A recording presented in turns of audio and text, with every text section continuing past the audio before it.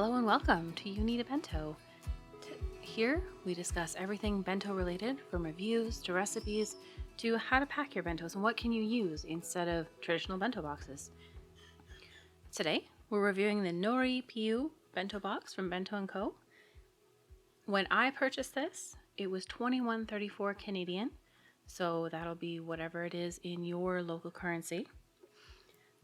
On the top, this is painted. You can see mine's already a little bit chipped up. Do be very gentle with it. It's hand wash only. The bottom tier comes with this gasket, and this holds your food in very securely.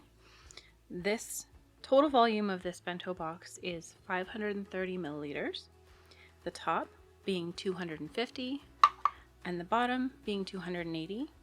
It's really nice, strong, smooth plastic. I haven't had any staining issues, but again, if you use something like curry in your bento, you're gonna get staining no matter what you use if you don't use a liner. Use plastic wrap, maybe parchment.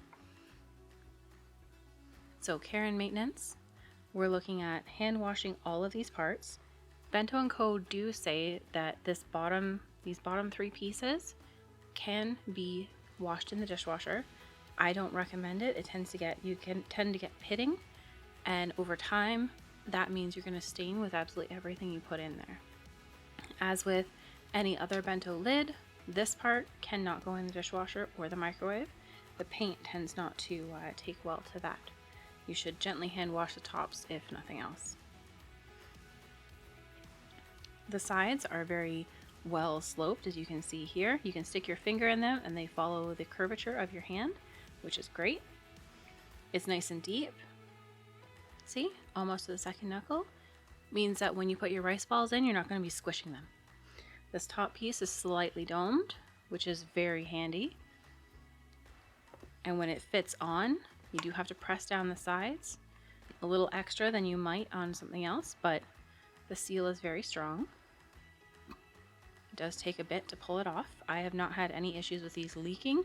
However, you also don't put anything super liquidy like soup in there, especially in kids' lunches because they run around and the items in the bento tend to hit the top, and then water can come through here, but there is an internal ridge here, which you can see, that does prevent most splatters. I have had this bento box now for about 6 months, and over that time, I've had no issues with it. I do really like it.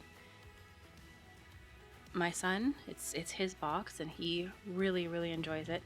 It comes with a yellow strap and it's super cute, very functional, and very affordable for your first purchase if you're in the market to purchase bento box. So would I recommend this one? Yes.